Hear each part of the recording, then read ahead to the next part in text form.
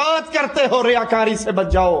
کوئی نیک عمل ہے ایسے خفیہ ہو کر کرو کسی کو پتہ ہی نہ لگے. اور جب اس کا مقام اور مرتبہ، پھر اس کی شان کتنی بلند ہوتی ہے. وہ عمل بھلے چھوٹا سا ہو لیکن جو ریاکاری سے پاک اور اخلاص کے ساتھ ہوتا ہے اس کا ثواب بہت بڑھ جاتا ہے. اللہ کے نبی صلی اللہ علیہ وسلم نے جہاد کے لیے پیسہ مانگا، لوگوں سے سوال کیا. ایک صحابی کے پاس کچھ بھی نہیں تھا. وہ سوچتا ہے کہ میں کیا دوں، میرے پاس تو کچھ ہے نہیں. ایک یہودی کے پاس جاتا ہے، اسے کہتا ہے کوئی کام، کوئی خدمت مجھ سے لے لے، اس کے بدلے میں کچھ دے دے. وہ کہتا ہے میرے باغ کو پانی سیراب کر دے، کنویں سے ڈول نکال کے میری کھجوروں میں ڈالتا رہے. یہ ساری رات ڈول نکال رہا ہے، کھجوروں میں پانی ڈال رہا ہے، سیراب کر رہا ہے. اس کے عمل کو کوئی جانتا؟ اس کے عمل کو کوئی نہیں جانتا، لیکن عرش والا رب تو جانتا ہے. اسے 1 سا کھجوریں ملتی ہے، آدھی اپنے گھر والوں کو دے آتا ہے اور آدھی لا کے رسول اللہ صلی اللہ علیہ وسلم کے پاس. اس کے معاشرے کی طلاع ہوتی ہے. اور پھر حدیث میں نہیں آتا، ایک شخص قیامت کے دن آئے گا، اس کی نگاہ جہاں تک کام کرے گی اسے کھجوروں کا ڈھیر نظر آئے گا اس کے ثواب کے پلڑے میں. وہ کہے گا اللہ میں نے تو یہ کبھی دیا ہی نہیں، دینا کہاں سے، اتنی کھجوریں میں نے کبھی دیکھی ہی نہیں، یہ میرے پلڑے میں کیسے آ گئی. اللہ کہے گا تو نے آدھی کھجور میری رضا کے لیے ایک مرتبہ ایک فقیر کو کھلائی تھی. وہ کہے گا ہاں اللہ آدھی کھجور میں نے تیرے راستے میں صدقہ دی تھی، مقصود تیری رضا تھی، ریاکاری دکھلاوا نہیں تھا. مالک فرمائے گا میں نے تیری اس آدھی کھجور کو ضائع نہیں کیا بلکہ اس کی پرورش کرتا رہا، اس کو پالتا رہا، یہ سارا ڈھیر اسی میں سے. اللہ کی رضا کے لیے اپنے نیک اعمال درست کر لیجئے. ہر عمل کرتے ہوئے یہ دیکھیے اس عمل سے میرا مقصد کیا ہے، اللہ کو راضی کرنا، تو مبارکباد کے مستحق ہو. اگر اس عمل سے مراد چرچا، ناموری، شہرت، مال، دنیا، پھر سمجھ لیجئے ہم نے دنیا کو برباد کر دیا.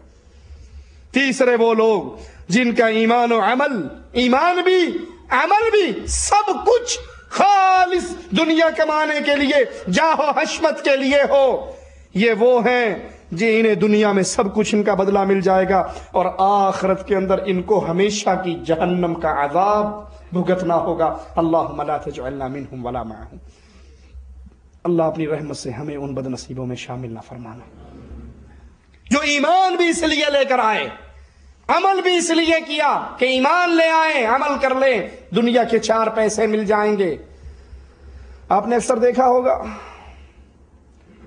کسی مولوی صاحب کی عزت زیادہ ہو جائے، دنیا کے اندر مقام و مرتبہ، دیکھنے والے کہتے ہیں اچھا یہ کس مدرسے سے پڑھا ہے، فلاں مدرسے سے، میں بھی اپنا بچہ وہاں نہ داخل کروا دوں. اگر یہ نیت ہو کہ یہ بھی اللہ کے دین کا عالم بن کے دین کو پھیلائے گا اور تبلیغ کرے گا تو مبارکباد ہے کہ مستحق ہے یہ نیت والا. لیکن اگر نیت یہ ہو، آپ نے اکثر دیکھا ہوگا نیت کیا ہوتی ہے ہمارے بچے مدرسے بھیجتے ہوئے، کسی کے ہاں بچہ اندھا پیدا ہو جائے، لنگڑا پیدا ہو جائے، کانا پیدا ہو جائے.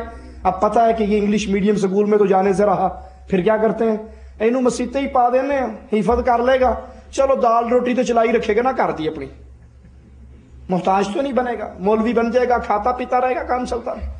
دنیا کمانے کا، دنیا دین پڑھنے کا مقصد ہی یہ کہ دنیا کھائے گا جی بس، پڑھائے گا، کہیں ختم دے گا، کہیں درود دے گا، کہیں جنازہ پڑھے گا، کہیں کچھ اور کرے گا، مہینہ اس کا چلتا رہے گا، کچن اس کا رن رہے گا. اگر مقصد دین سیکھنے کا یہ دنیا کا حصول اور دنیا کی کمائی ہے تو پھر یاد کر لیجئے یہ بدنصیب ہے.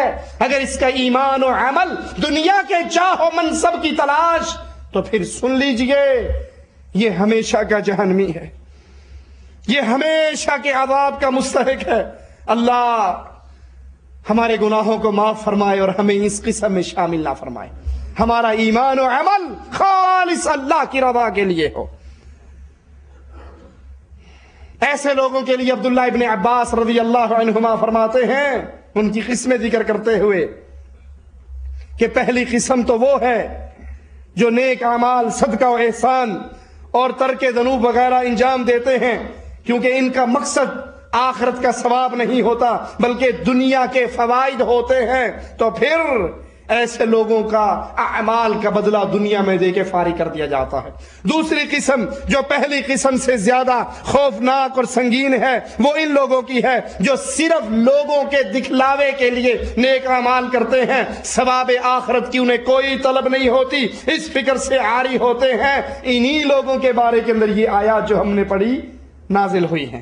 تیسری قسم ان لوگوں کی ہے جن کے اعمال صالحہ کا مقصد صرف دنیا ہے، حج عمرہ کرنے جاتے ہیں تو نیت یہ ہوتی ہے کہ تجارت کرتے ہوئے جائیں گے، ہجرت کرتے ہیں تو کسی عورت سے نکاح کے غرض سے، آخرت میں انہیں کوئی کسی چیز کی امید نہیں ہوتی، مجاہدین کے ساتھ نکلتے ہیں اس غرض سے کہ مال ملے گا، غنیمت میں حصہ پڑے گا، تو یہ ان لوگوں سے پھر بھی عقل مند ہیں جو نیک اعمال صرف چرچے کے لیے کرتے ہیں۔ یہ دنیا تو کما رہے ہیں نا، یہ مال تو اکٹھا کر رہے ہیں، یہ ان لوگوں سے بہتر ہیں جو صرف چرچے کے اندر اپنی نمازوں کو، روزوں اور حج اور زکوٰۃ اور جہاد کو برباد کر دیتے ہیں۔ کیوں؟ آخرت میں تو انہیں کچھ نہیں ملنا، لیکن کم از کم انہوں نے دنیا تو کما لی۔ تیسرے وہ لوگ ہیں جنہوں نے دنیا کمائی، نیک اعمال کے بل بوتے پہ آخرت کا ثواب اپنے دل سے نکال دیا۔ چوتھی قسم ان لوگوں کی ہے جو اعمال صالحہ تو بڑے اخلاص کے ساتھ انجام دیتے ہیں، لیکن اس کے ساتھ ساتھ وہ کسی ایسے سنگین عمل پر ہیں جو انہیں ملت اسلامیہ سے خارج کر دیتا ہے۔ اس نقطے پہ غور کیجئے، یہ بڑا خطرناک ہے۔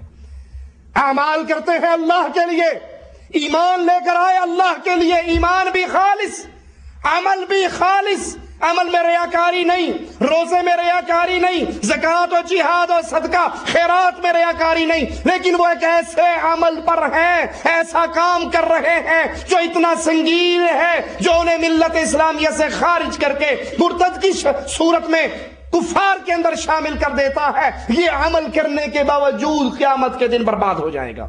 اور یہ کون ہیں جو نیک اعمال کر رہے ہیں لیکن شرک اکبر بھی کر رہے ہیں؟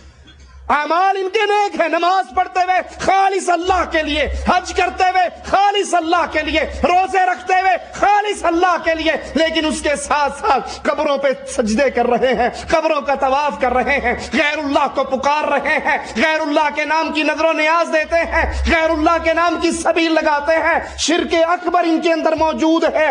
ان کے اعمال خالص اللہ کے لیے، انہوں نے اللہ کو مانا خالص اللہ کو راضی کرنے کے لیے، لیکن یہ شرک اکبر کا جو عمل، یہ قبروں کے سجدے، یہ یا علی مدد کے نعرے، یہ یا رسول اللہ مدد کی فریادیں، یہ مردوں کو پکارنا، ان کے راضی کرنے کے لیے ان کے قبروں پہ جانوروں کو ذبح کرنا، یہ جرم اتنا بڑا جرم ہے کہ ان کی زندگی کے سارے اعمال کو برباد کر دے گا۔